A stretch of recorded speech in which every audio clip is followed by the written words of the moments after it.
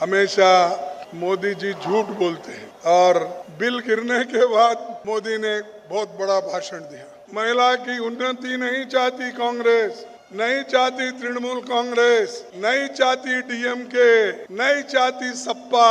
अरे पापा, हम नहीं अगर चाहते तो 2023 में कैसा पास हुआ, कैसा एक होकर हमने पास किया। तुम्हारे नियत में खोट है। अरे जिसके नियत में खोट है उसके जिसके नियत में खतरा उसके झोली में फतरा।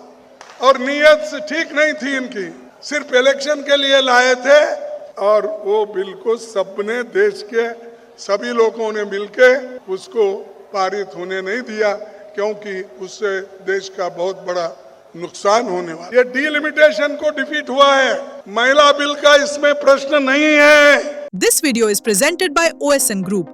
आपके घर की क्वालिटी कंस्ट्रक्शन, प्रीमियम इंटीरियर्स और बेस्ट बिल्डिंग मटेरियल्स के लिए OSM रहेगा आपकी बेस्ट चॉइस।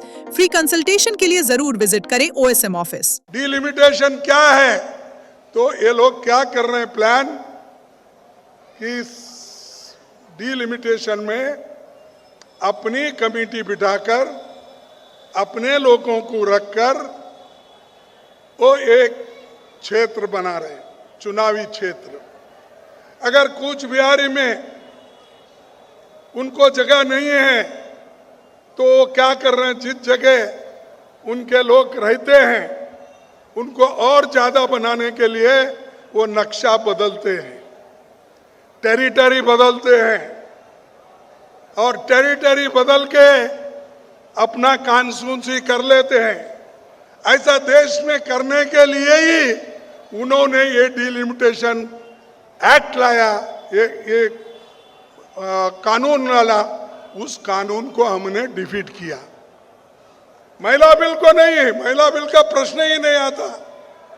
जब पास ही हो गया था उसका प्रश्न कहाँ आता है? ये जो फेल हुआ ये डीलिमिटेशन बिल फेल हुआ और मोदी हर जगह डंडोरा पीटते फिर रहे हैं कि ये लोग विरोध करे, इसलिए गया। और आंखों में पानी लाकर भी कभी कभी बोलते हैं कि मैं इतनी कोशिश किया, इसके बावजूद भी ये लोगों ने साथ नहीं दिया और ऐसी बातें बहुत से बोल